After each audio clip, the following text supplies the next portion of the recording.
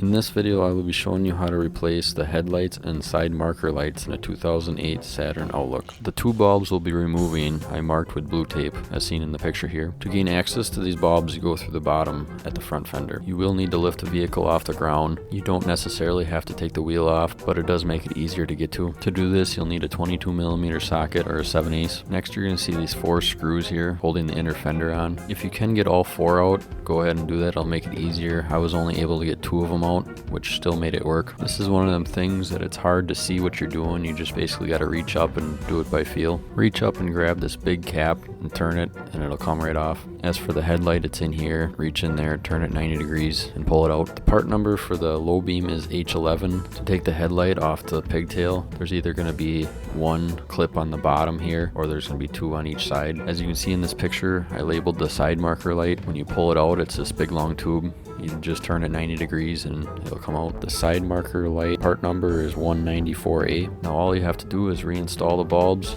make sure they go in properly, put your 4 screws back in, put your wheel back on, and you're all done.